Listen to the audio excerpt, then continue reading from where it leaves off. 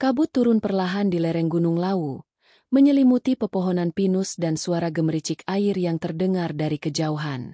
Arga menatap kompas tua di tangannya.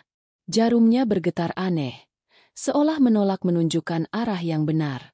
Ia sudah mendaki sejak subuh, mengikuti petunjuk samar dari seorang penduduk desa Gondosuli yang mengatakan bahwa di balik tebing batu, terdapat sebuah gua yang tak boleh dimasuki siapapun. Arga bukan pendaki biasa. Ia seorang jurnalis investigasi yang kerap menulis tentang sejarah misteri Nusantara. Kali ini, ia mengejar kisah yang jauh lebih berbahaya. Legenda tentang Sabdo Palon, penasihat spiritual terakhir Kerajaan Majapahit, yang konon bersumpah akan kembali setelah 500 tahun untuk menagih janji manusia Nusantara yang melupakan jati dirinya. Saat matahari hampir tenggelam, Arga menemukan celah batu yang ditutupi lumut. Di baliknya, terdapat lorong sempit menurun ke dalam perut bumi. Bau tanah basah bercampur dupa menyeruak dari dalam. Ia menyalakan senter, menunduk, lalu melangkah perlahan ke dalam. Dinding gua dipenuhi ukiran halus, bentuk wayang, simbol matahari, dan tulisan kuno Jawa kuno yang sebagian terhapus oleh waktu. Di tengah ruangan batu itu, berdiri sebuah arca batu berlumut setinggi dada manusia. Arca itu memegang kitab batu kecil di pangkuannya. Ketika Arga menyorotkan cahaya senter, ukiran pada kitab itu memantulkan kilau samar. Ia mengusap permukaannya, dan tiba-tiba sebuah celah terbuka di dasar arca, menyingkapkan gulungan naskah yang dibungkus kain merah tua. Arga menatap benda itu dengan campuran takjub dan takut. Naskah itu jelas bukan buatan masa kini. Huruf-hurufnya ditulis dengan tinta arang dan emas. Di bagian atas, tertera nama yang membuat jantungnya berdegup kencang. Sabda Sang Palon, wicara kanggo jagat Nuswantara. Ia membuka halaman pertama dengan hati-hati. Baris-baris tulisan menari dalam cahaya senter. Yen tanah Nusantara wus kebak piala, nalika pangeran pada lali marang rakyat, lan rakyat orang ngerti asal usule, mula Sang Palon bakal wungu maneh ngelingake jagat.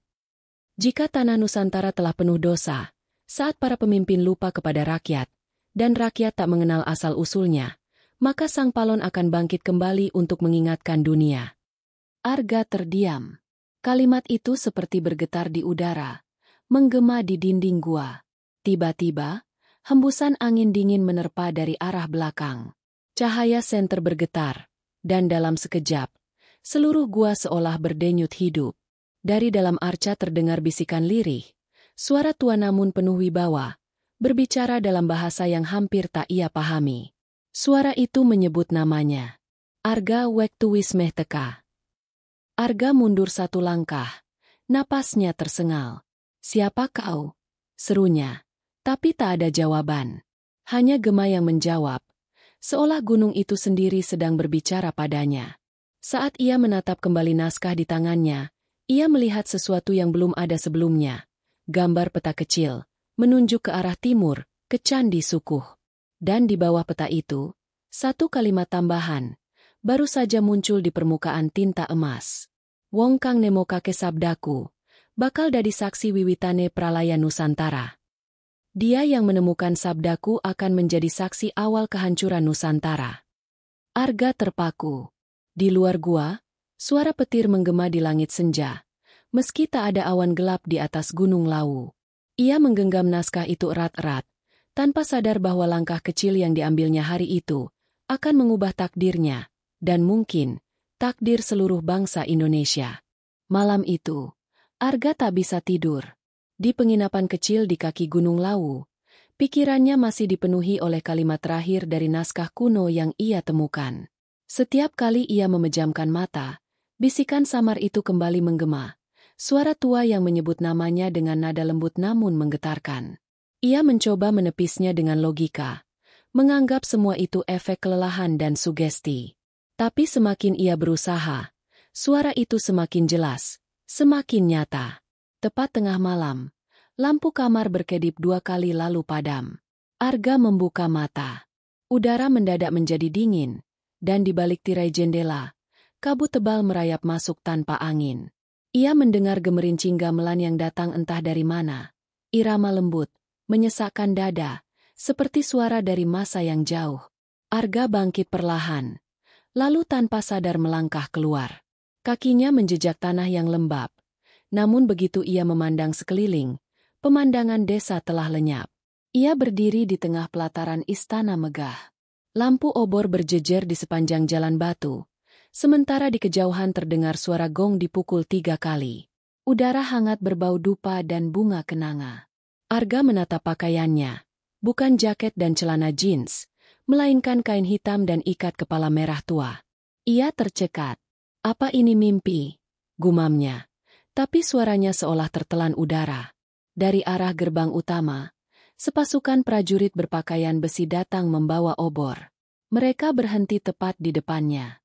Salah satu dari mereka membungkuk hormat, lalu berkata dengan suara berat, "Rama Palon menunggu panjenengan." Sebelum Arga sempat bertanya, 2 orang memegang lengannya, menuntunnya melewati lorong panjang menuju sebuah bangunan besar yang berdiri di atas batu hitam berukir naga. Di dalam ruangan, asap dupa mengepul. Seorang lelaki tua duduk bersila di atas singgasana batu. Rambutnya panjang, berjubah putih sederhana. Wajahnya tenang namun matanya menembus seperti melihat jauh ke dalam jiwa. "Kowe teka uga," ucapnya perlahan. "Aku wiswe ngenteni sing wani maca sabdaku."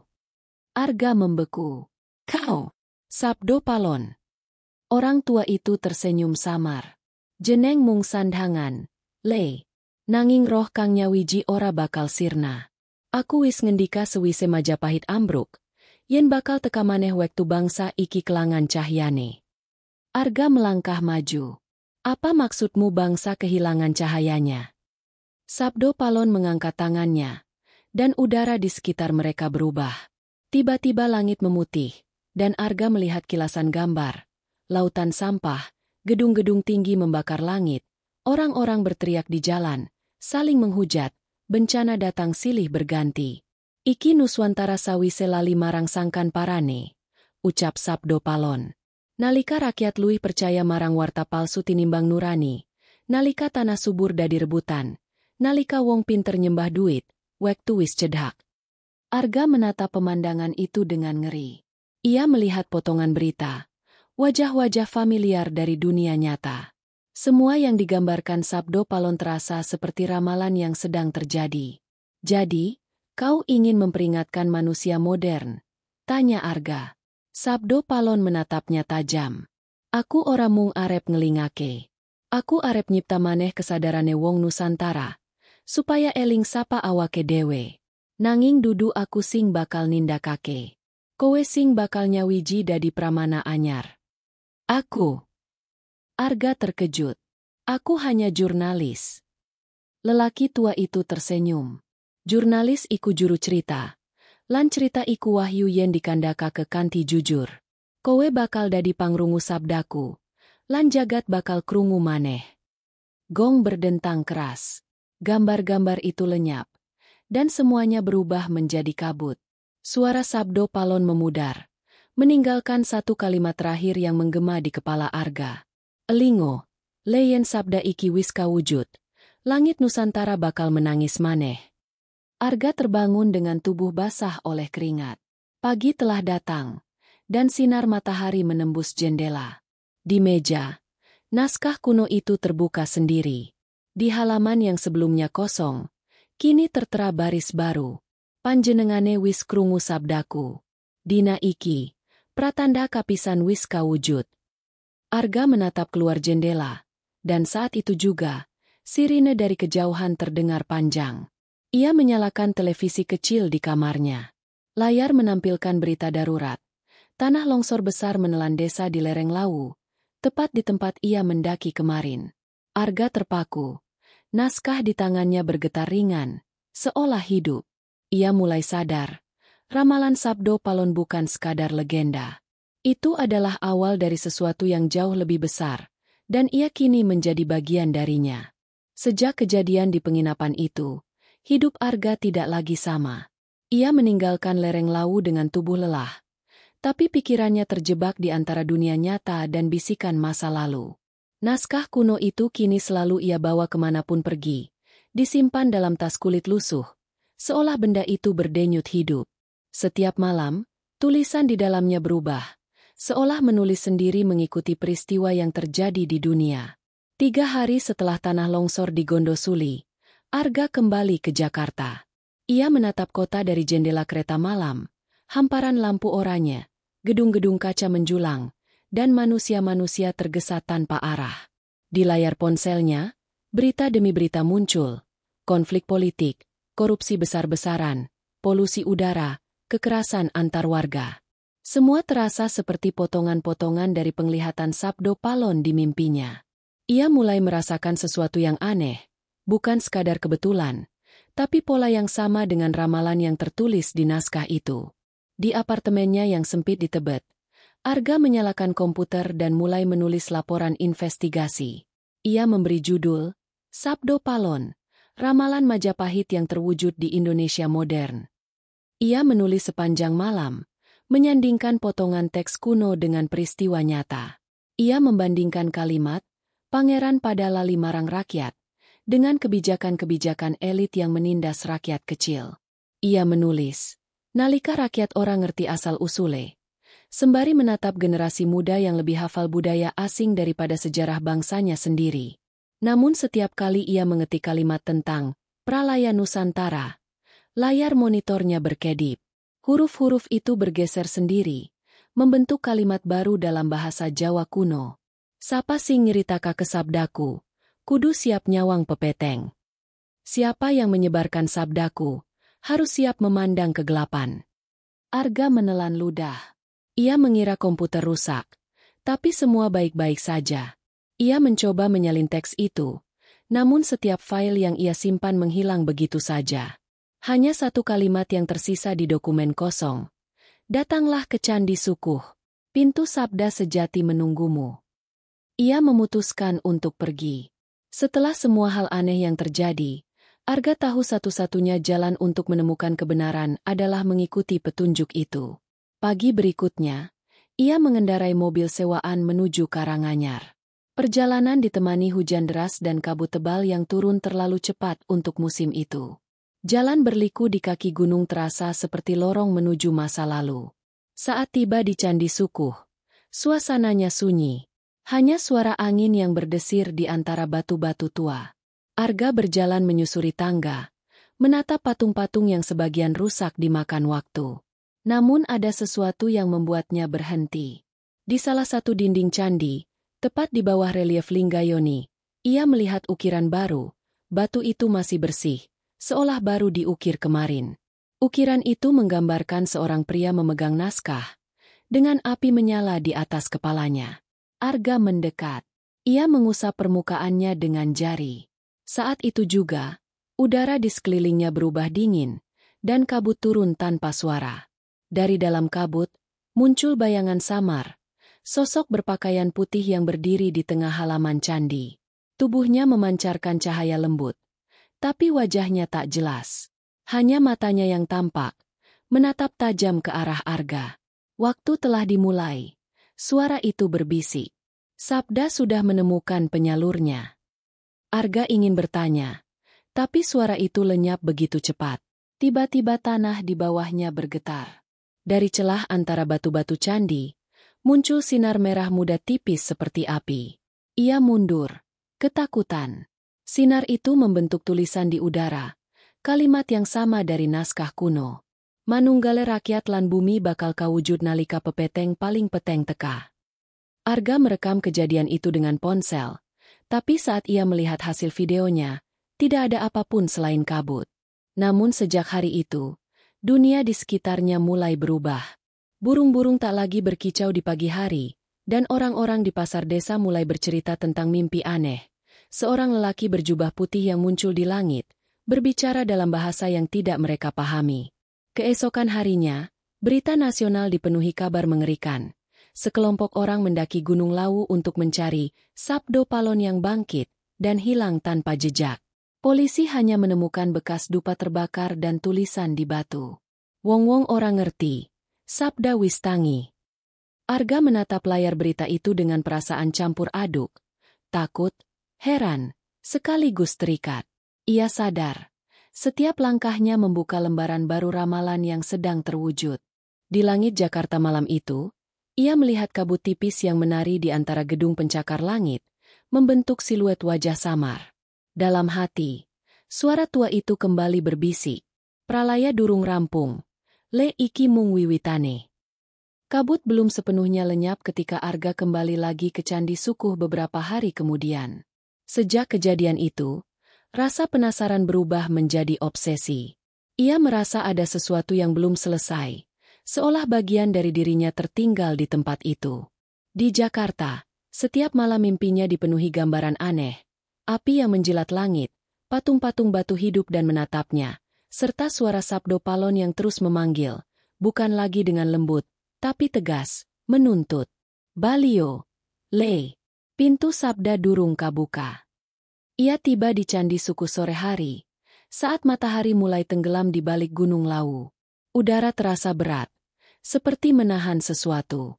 Arga membawa naskah kuno itu dan beberapa catatan hasil terjemahan sementara yang ia buat bersama seorang dosen filologi dari Yogyakarta. Sang dosen menolak ikut, dengan alasan sederhana namun membuat bulu kuduk berdiri. Naskah itu bukan sekadar teks sejarah, Mas Arga. Itu semacam panggilan. Hanya yang dipilih yang bisa mendengarnya. Dan yang dipilih, jarang kembali dengan utuh. Tangga batu yang menanjak ke puncak candi ia daki perlahan. Di puncaknya, di balik dinding utama, ia menemukan ruang kecil yang dahulu tertutup reruntuhan. Kini, entah bagaimana, batu-batu itu sudah tersingkir rapi, seolah dibuka seseorang atau sesuatu. Di dalam ruangan itu, dindingnya dipenuhi relief baru, bukan karya abad ke-15, tapi jauh lebih segar. Ukirannya menampilkan sosok pria dengan cahaya di kepalanya, dikelilingi manusia-manusia yang menunduk. Di bagian bawahnya terukir kalimat dalam Jawa kuno. Manunggale genilan suci, bakal nglairake sang pembawa wahyu anyar. Persatuan api dan kesucian akan melahirkan pembawa wahyu baru. Arga berjongkok di depan relief itu. Saat ia menyalakan senter, sinarnya memantul ke sebuah batu berbentuk prisma di tengah ruangan. Batu itu aneh, seolah menyerap cahaya bukannya memantulkannya. Ia menyentuhnya perlahan, dingin, namun terasa berdenyut lembut seperti nadi. Begitu tangannya menyentuh, naskah kuno dalam tasnya terbuka sendiri. Angin berputar di dalam ruangan kecil itu, membawa aroma dupa dan tanah basah. Lembaran naskah bergetar, lalu satu halaman terlepas dan melayang di udara, terbakar tanpa api, berubah menjadi abu yang membentuk pola lingkaran di lantai. Dari tengah lingkaran abu itu, muncul cahaya merah lembut. Bentuknya berputar, memanjang, dan perlahan berubah menjadi sosok manusia. Ia mengenakan jubah panjang, rambutnya terurai, matanya menyala lembut seperti bara. Suaranya bergema tanpa mulutnya bergerak. Arga, anak zaman baru. Wektumu wis teka kanggo nyekseni kawiwahaning jagat. Perkawinan antara masa lalu lan masa saiki. Arga berdiri kaku. Siapa kau? Suaranya bergetar. Sapa aku ora penting. Aku mung bayangan saka sabda. Nanging sing jelas, geni iku wis tangi. Nalika geni lan banyu ora maneh pisah. Nalika kebencian lan ketakutan dadi siji, Nusantara bakal goyah maneh. Nanging saka pepeteng, cahya bakal lair. Tiba-tiba, kilatan cahaya keluar dari batu prisma itu, menyorot langit. Kabut yang menyelimuti gunung terbelah. Dari puncak Lawu terdengar gemuruh panjang seperti suara guntur. Padahal langit cerah tanpa awan. Arga terhuyung mundur, menutupi wajahnya. Dalam kilasan cahaya itu, ia melihat gambaran cepat. Kota-kota terbakar, lautan naik menelan pantai, manusia saling memburu karena takut. Namun di tengah kekacauan itu, tampak satu sosok berdiri di atas air, memegang api di tangan, siluet yang sangat mirip dirinya sendiri. Lalu semuanya lenyap. Arga tersungkur di tanah. Napasnya memburu. Batu prisma itu kini retak di bagian tengah, dan dari celahnya keluar serpihan kaca bening sebesar telapak tangan. Di dalamnya tampak seperti percikan api kecil yang terus menyala. Arga memungutnya perlahan, dan ketika ia menggenggamnya, cahaya itu meresap ke kulitnya, meninggalkan tanda samar berbentuk lingkaran api di pergelangan tangan. Ia menatapnya dengan gemetar. Di luar ruangan, kabut kembali turun. Namun kali ini, dari kabut itu terdengar suara-suara aneh, orang berbicara, nyanyian lirih, dan isak tangis bersamaan. Ia keluar dari ruangan, tapi halaman candi sudah tidak seperti sebelumnya. Di antara batu-batu purba itu, berdiri puluhan sosok manusia berpakaian tradisional. Wajah mereka suram, mata kosong. Mereka berdiri diam menatapnya, seolah menunggu sesuatu. Arga melangkah mundur, tapi langkahnya tertahan. Salah satu sosok itu maju, seorang perempuan muda dengan rambut panjang dan sorot mata lembut. "Panjenengane sing dipilih," katanya lirih. "Tandha geni wis katon. Nanging dalanmu durung rampung. Ing kidul wetan ana panggonan sing isi nyimpen wahyu pungkasane sang palon. Cekel sabdane, lan aja wedi marang pepeteng."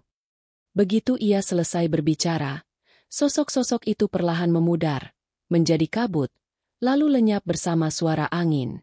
Candi Sukuh kembali sunyi, seolah tak terjadi apa-apa. Arga berdiri sendiri, menggenggam batu retak yang kini dingin. Namun tanda di pergelangan tangannya terus bersinar samar. Ia menatap ke arah timur, ke arah yang disebut perempuan itu, dan dalam hatinya tahu, perjalanan ini baru separuh jalan. Ia belum menyadari bahwa setiap langkah berikutnya akan semakin menembus batas antara dunia manusia dan dunia sabda, antara sejarah dan masa depan yang mulai bergabung menjadi satu. Malam turun dengan sunyi yang aneh di desa kecil di kaki Gunung Lawu bagian timur. Arga menginap di rumah kayu milik seorang petani tua bernama Mbah Joyo, satu-satunya orang yang bersedia menerima tamu malam-malam di wilayah itu. Lelaki itu tampak sudah tahu siapa Arga bahkan sebelum ia memperkenalkan diri. "Sampean sing digandeng geni saka candi, tuh?" ucapnya dengan suara serak. Arga tersentak, tapi Mbah Joyo hanya tersenyum samar. "Nggih, wis wayahe. Sing digawa sabdo palon ora mung naskah, tapi beban wektu." Rumah itu berdiri di tepi hutan pinus. Dari jendela kamar, Arga bisa melihat langit penuh bintang. Tapi ada sesuatu yang janggal, bintang-bintang itu seolah bergerak, membentuk pola lingkaran besar di atas puncak Lawu. Ia membuka naskah yang kini mulai usang. Beberapa huruf di dalamnya memudar, digantikan dengan goresan baru. "Nalika geni wis nemu banyu, nalika bumi ngeluh, wahyu bakal tiba ing wengi kaping 7. Hari itu adalah malam ketujuh sejak ia menemukan batu prisma di Candi Sukuh. Arga merasa napasnya sesak. Setiap malam sebelumnya, ia mengalami mimpi aneh yang makin jelas. Dalam mimpinya, ia berdiri di tepi samudra, langit memerah, dan dari kejauhan muncul sosok berjubah putih membawa obor. Malam ini, ia merasa sesuatu benar-benar akan terjadi, bukan mimpi lagi, tapi pertemuan nyata dengan sesuatu yang menunggu di antara dunia. Sekitar tengah malam, angin berhenti bertiup. Semua suara di luar hilang. Jangkrik, burung malam, bahkan desiran daun. Udara mendadak beku. Lampu minyak di meja berkedip lalu padam sendiri. Dalam kegelapan, tanda berbentuk lingkaran api di pergelangan tangan Arga menyala pelan. Ia memejamkan mata dan tiba-tiba tubuhnya terasa melayang. Saat membuka mata lagi, ia berdiri di tempat lain. Di hadapannya terbentang lautan luas. Namun airnya hitam berkilau seperti logam cair. Langit berwarna ungu tua dengan semburat merah di cakrawala. Ombak bergulung tanpa suara. Dari tengah laut muncul sosok besar, separuh manusia separuh bayangan, bersinar seperti bara di malam pekat. Suaranya bergema tanpa arah, memenuhi seluruh ruang. "Arga, iki wektu kanggo nyekseni wahyu. Aku ora maneh mung jeneng, nanging sabda kang dadi cahya lan peteng bebarengan." Arga menatap takjub. "Apakah kau, sabdo palon? Aku dudu wujude, nanging warisane. Roh Majapahit, roh tanah iki, nyawiji dadi siji ing sabda iki. Aku ana nalika bangsa iki lali, lan aku tangi nalika bumi iki nangis." Cahaya di sekitar sosok itu berubah menjadi pusaran gambar. Kota modern terbakar, manusia saling menyerang, laut menelan daratan, gunung meletus satu demi satu. Tapi di tengah kehancuran itu, muncul wajah-wajah rakyat kecil, petani, nelayan, guru, anak-anak sekolah, semua menyalakan pelita kecil di tangan. Iki cahya sejati Nusantara, ujar suara itu. Ora saka istana, ora saka sing duwe kuasa, nanging saka ati rakyat dewe. Arga merasa dadanya panas. Ia bertanya lirih, apa yang harus kulakukan?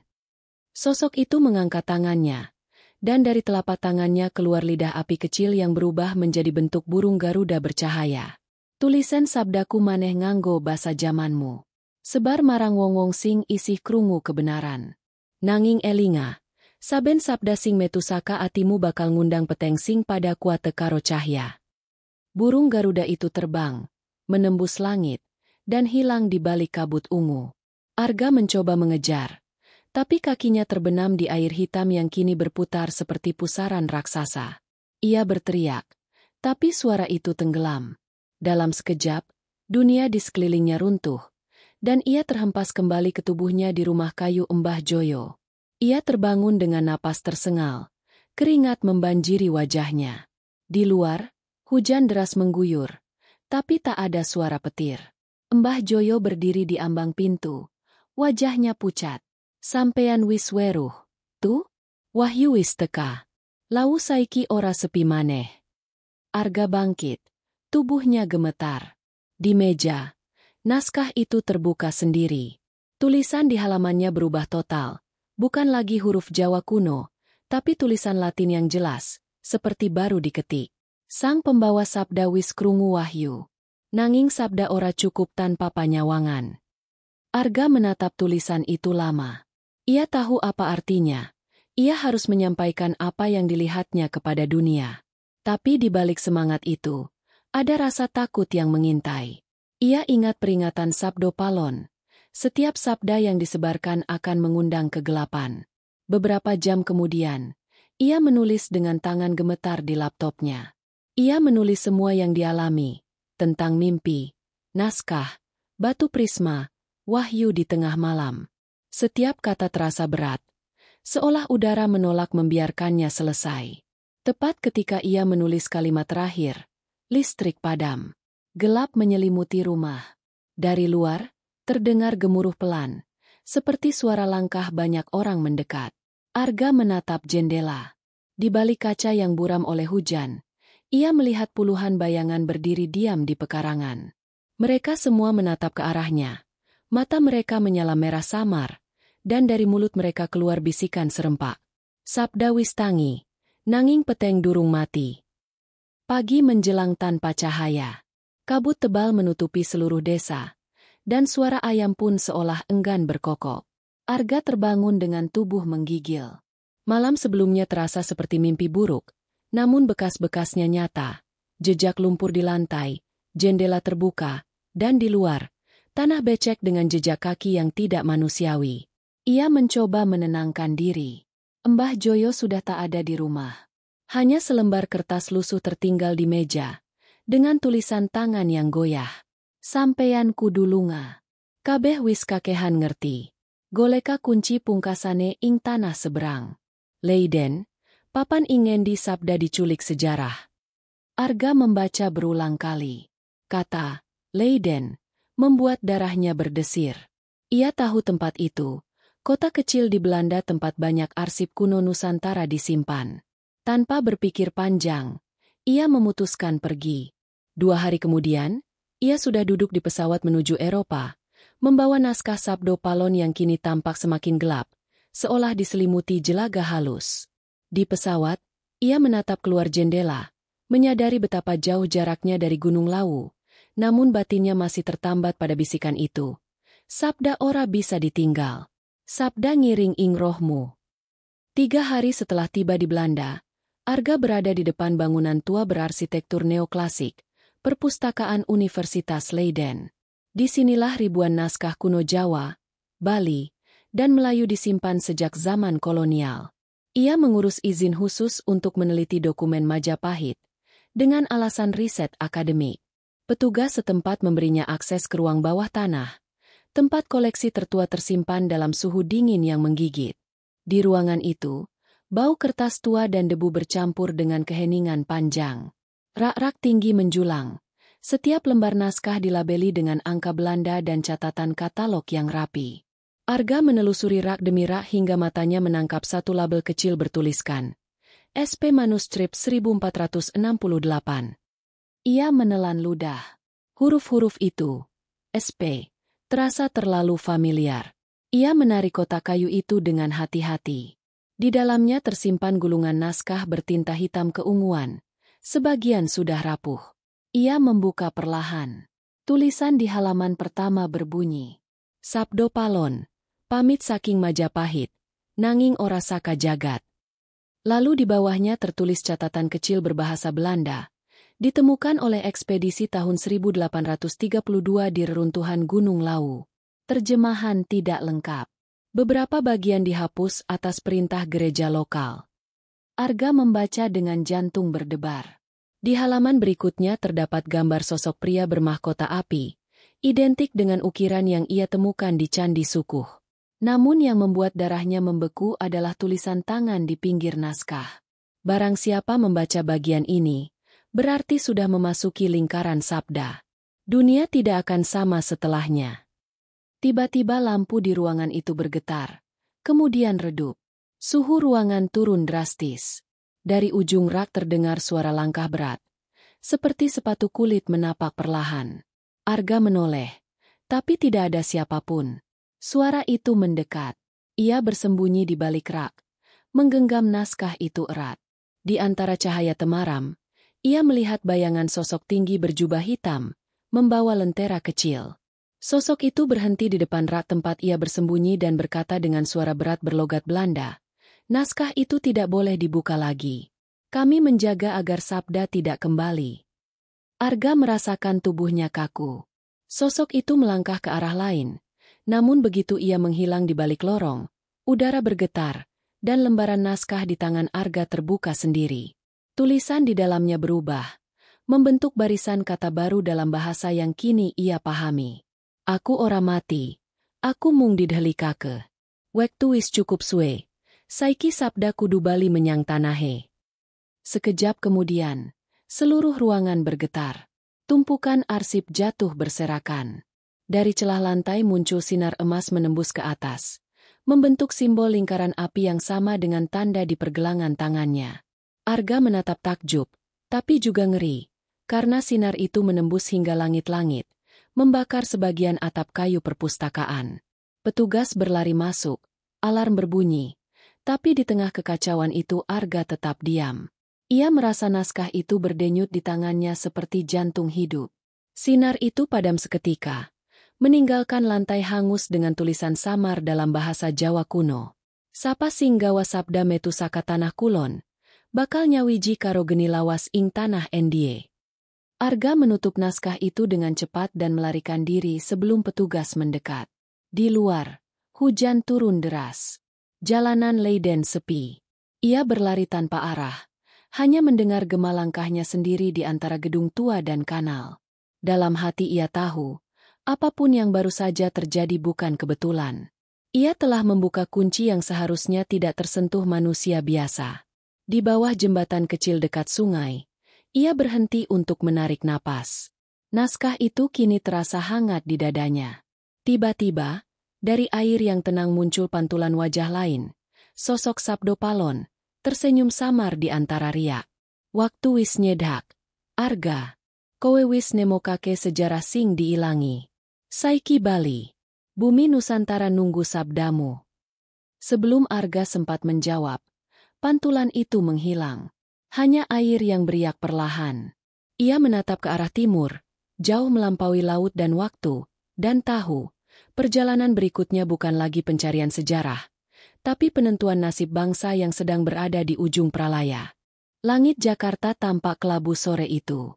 Awan menggantung berat, seolah menahan sesuatu yang tak ingin dilepaskan. Arga baru kembali dari Belanda 3 hari sebelumnya. Dengan tubuh lelah namun pikirannya menyala-nyala. Naskah Sabdo Palon kini tersimpan dalam tabung bambu kecil yang ia sembunyikan di rumah kontrakannya di daerah Rawamangun. Tapi sejak kepulangannya, banyak hal aneh terjadi. Setiap malam, ia mendengar suara gamelan samar dari arah barat, padahal tidak ada rumah yang memainkannya.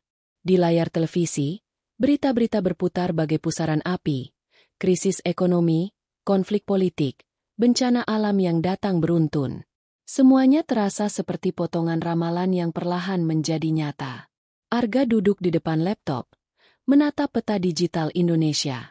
Di tengah layar, ia menandai lokasi-lokasi yang disebut dalam naskah itu. Gunung Lawu, Candi Sukuh, dan satu nama yang baru muncul di terjemahan terakhir, Sagara Kidul. Laut Selatan. Ia teringat perkataan Sabdo Palon dalam bayangan air Leiden. Bumi Nusantara nunggu sabdamu. Apa maksudnya? Mengapa ia?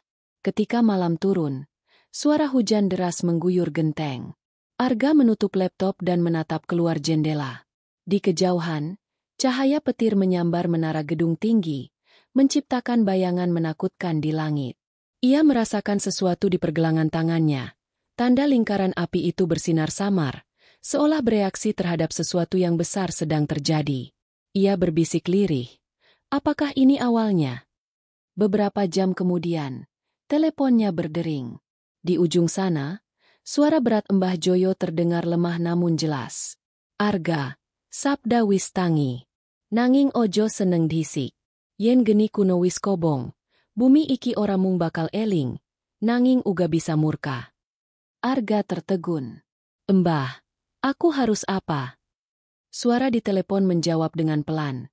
Kowe kudu menyang Sagara Kidul. Ingkana, bakal ana pangeling-eling pungkasan. Nanging aja nyedak yen ora siap ngorbanake apa sing paling kowe tresnani. Telepon terputus begitu saja, meninggalkan keheningan yang menyesakkan. Keesokan paginya, Arga berangkat ke pesisir selatan Jawa. Ia menyewa mobil menuju daerah Parangtritis. Sepanjang perjalanan, radio lokal memutar berita tentang gempa yang mengguncang beberapa wilayah pesisir. Ketika mobil melewati bukit, sinyal radio hilang tiba-tiba. Ia melihat di kejauhan. Laut berwarna keperakan bergulung liar meski tak ada badai. Angin laut membawa aroma garam yang berat, bercampur bau kemenyan samar. Ia merasa sedang melangkah ke masa lain. Saat malam tiba, ia berdiri di tepi pantai. Ombak besar menghantam karang, angin mengibarkan rambutnya, dan di ufuk selatan tampak cahaya biru kehijauan menari di atas permukaan air. Arga menancapkan tabung bambu berisi naskah itu di pasir, lalu berlutut. Sabdo Palon, gumamnya. Jika ini memang waktunya, tunjukkan apa yang harus kulakukan. Suara ombak berubah. Dari tengah laut muncul kabut pekat, membentuk siluet sosok tinggi berjubah putih. Wajahnya samar diterpa kilat. Suara itu bergema tanpa bibir bergerak, mengguncang dada Arga. Wong Jawa wis lali marang janjine. Wis nguntal bumi lan dulur. Sabda teka ora kanggo ngukum, nanging kanggo nglingke. Arga menunduk, tapi sosok itu melangkah di atas air, semakin dekat. Apa maksudmu, wahai leluhur? Negara iki wis mlebu ing pralaya cilik. Wong-wong pada perang lawan sedulure. Pada ngibadah marang wujud anyar sing ora duwe rasa. Nanging ana siji sing isi bisa nyelametke, eling lan welas. Sinar dari tubuh sosok itu makin terang hingga menyilaukan. Arga menutup mata, dan ketika ia membukanya, ia sudah tidak berada di pantai lagi. Di sekelilingnya hamparan sawah luas. Orang-orang bekerja di bawah langit bersih, tanpa gedung tinggi atau kendaraan. Udara segar, burung-burung bernyanyi. Ia melihat anak kecil berlari sambil membawa bendera merah putih lusuh. Namun tiba-tiba, langit berubah merah. Tanah retak, dan dari retakan itu muncul api. Anak kecil itu berteriak, tapi suaranya tertelan gemuruh bumi. Semua berubah menjadi abu. Arga terbangun di pasir pantai. Napasnya tersengal. Naskah di tangannya kini terbuka. Halaman terakhir menyala samar. Tulisan di sana bergerak perlahan. Yen tanah iki arep slamet, kudu ana sing nyawiji karo sabda. Ora bisa rong jagat urip bebarengan. Ia menatap laut yang kini tenang kembali. Arga mengerti arti kalimat itu. Seseorang harus menjadi jembatan antara sabda dan dunia manusia. Tapi siapa yang dimaksud? Mbah Joyo pernah berkata, sabda milih sing wis disinggahi roh kuna. Mungkinkah dirinya? Saat fajar menyingsing, Arga memutuskan. Ia menggenggam naskah itu, menatap ombak terakhir sebelum matahari naik, lalu berbisik. Jika memang harus ada yang menjadi pengingat, biarlah aku. Di ufuk selatan, cahaya biru muncul sekali lagi, lalu tenggelam bersama riuh burung camar. Indonesia masih terlelap dalam bayangan ramalan, tapi api di dada Arga telah menyala. Ia tahu perjalanan belum berakhir, karena pralaya sesungguhnya baru akan dimulai.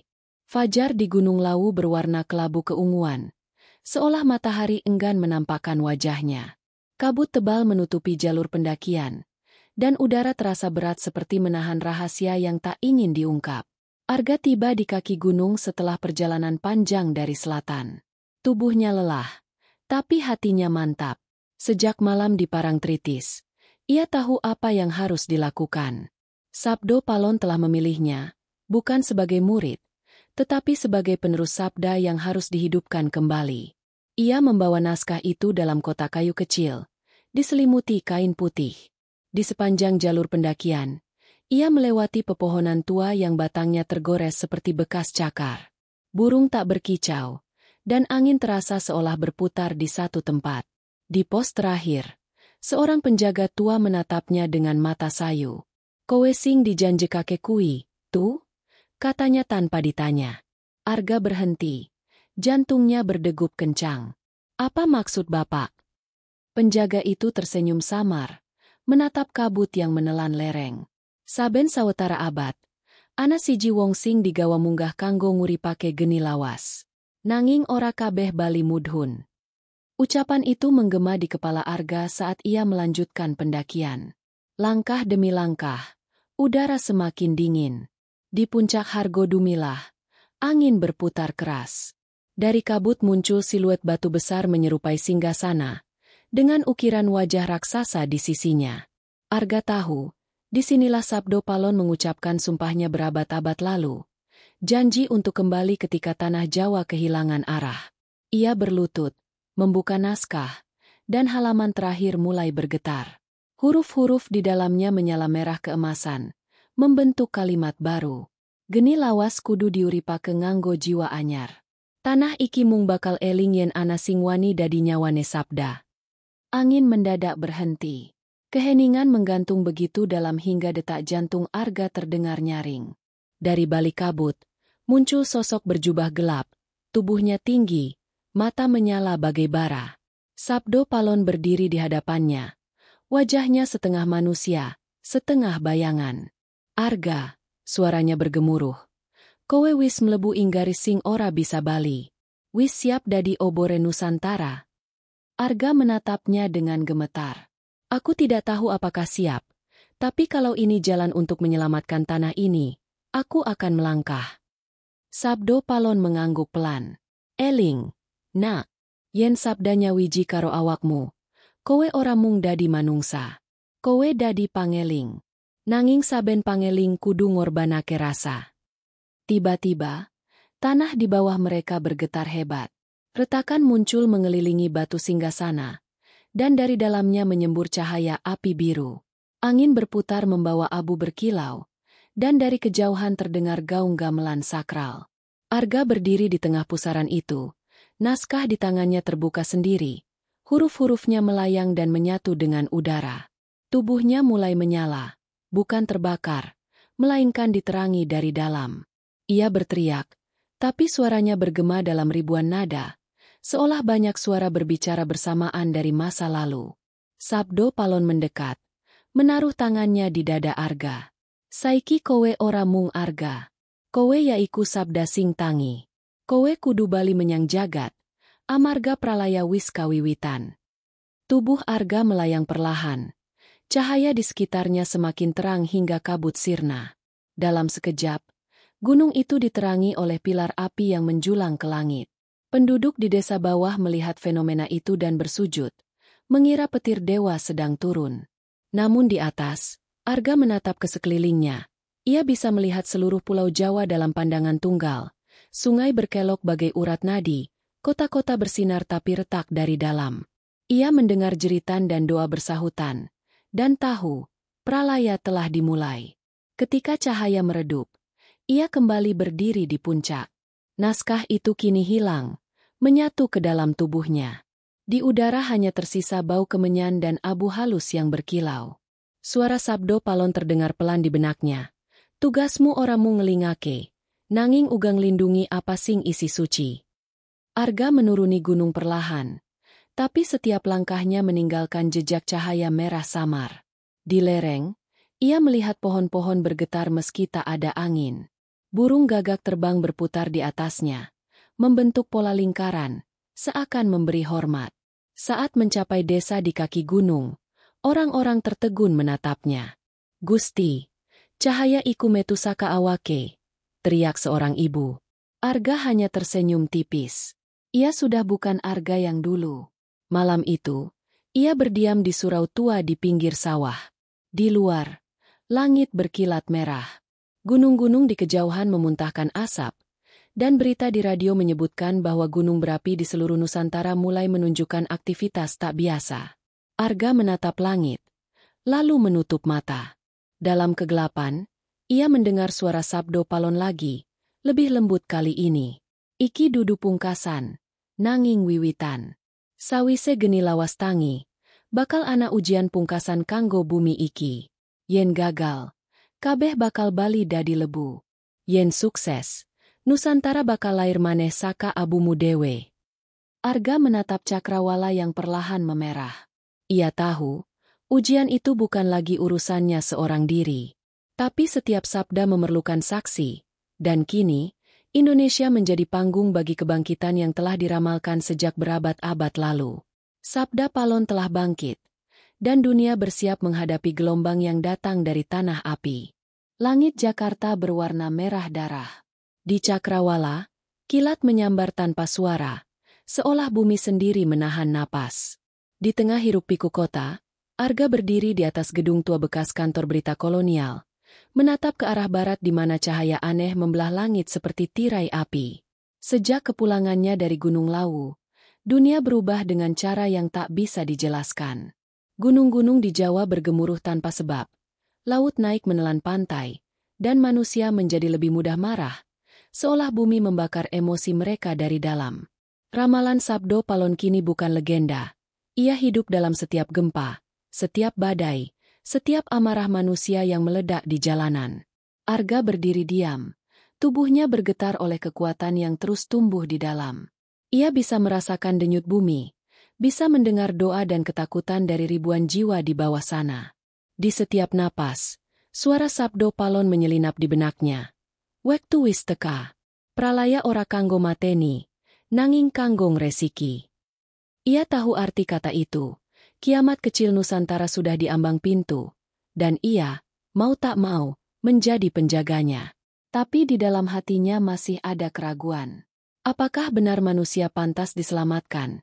Setelah berabad-abad melupakan janji leluhur dan menjarah tanah yang memberinya kehidupan? Malam itu, petir tanpa suara menyambar Monas.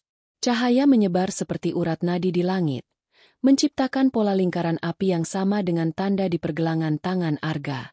Dari balik cahaya itu muncul sosok perempuan berpakaian hijau, berjalan di atas udara. Rambutnya bergulung seperti ombak. Laut Kidul memanggil. Arga menunduk dalam hormat, karena ia tahu siapa yang datang. "Ratu Kidul," bisiknya. Sosok itu tersenyum samar. Suaranya lembut namun menembus tulang. "Sabda wis tangi. Nanging bumi iki ora bakal slamet yen geni ora dipimpin welas. Kowe wis nyawiji karo Sabdo Palon, nanging durung dadi pangayom." "Apa maksudmu?" tanya Arga. "Welas asih, nak. Geni tanpa welas mung nyipta karusakan. Yen kowe ora eling marang asale manungsa, Nusantara bakal kobong tanpa wates." Kata-kata itu mengguncang batin Arga. Ia menatap ke bawah, melihat Jakarta dalam kekacauan. Orang-orang berebut air, menjarah toko, saling memaki di jalanan. Di layar billboard raksasa, berita menayangkan keruntuhan demi keruntuhan, bandara lumpuh, listrik padam, dan pemerintah mengumumkan keadaan darurat nasional. Semuanya terasa seperti potongan naskah Sabdo Palon yang kini hidup dalam kenyataan. Tiba-tiba, bumi bergetar hebat. Dari utara terdengar suara gemuruh, dan laut menggulung masuk ke kota. Ombak hitam menjulang setinggi gedung, menelan kendaraan dan jembatan. Orang-orang berlari panik, tapi tak ada tempat aman. Arga berdiri di tepi atap, menatap ombak yang mendekat dengan kecepatan mengerikan. Ratu Kidul memandangnya dalam diam. Iki wektu pilihanmu. Kowe bisa nyelametke awakmu, utawa nyelametke bumi. Arga menatap tanda lingkaran api di tangannya yang kini menyala terang. Ia tahu apa yang harus dilakukan. Ia memejamkan mata dan menarik napas panjang. Di dalam pikirannya, suara Sabdo Palon dan Ratu Kidul bersatu, membentuk mantra purba yang bergaung dalam bahasa yang bahkan bumi pun mengenalnya. Sabda sing nyawiji, geni sing nguripi, bumi sing lindungi, wong sing lali bakal eling maneh. Ketika ombak raksasa itu mencapai gedung tempatnya berdiri, Arga melompat ke udara, dan tubuhnya meledak menjadi cahaya merah keemasan. Ombak berhenti seketika, membeku di udara seperti kaca cair. Kota hening. Lalu cahaya itu menyebar ke segala arah, menembus tanah, laut, dan langit. Di seluruh Indonesia, gunung yang aktif mendadak tenang, laut surut, dan angin berhenti berhembus. Dalam diam, bumi seperti mengambil napas baru. Namun cahaya itu bukan hanya menenangkan alam, ia juga menyentuh hati manusia. Di kampung-kampung, orang-orang berhenti bertengkar dan mulai saling membantu. Di kota, mereka berbagi makanan dengan yang kelaparan. Seolah sesuatu di dalam diri mereka diingatkan akan asal-usulnya, bahwa mereka bukan pemilik bumi, melainkan bagian darinya. Di tengah keheningan pasca keajaiban itu, langit Jakarta perlahan berubah warna. Dari merah pekat menjadi biru keperakan, lalu akhirnya jernih. Di tengah langit, muncul lingkaran cahaya berbentuk simbol kuno, lambang Sabdo Palon, lalu memudar perlahan. Di bawahnya, tak ada lagi sosok Arga.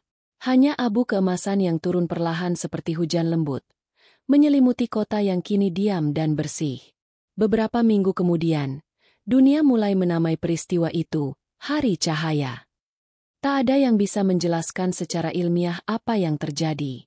Namun di hati banyak orang, seolah muncul kesadaran baru.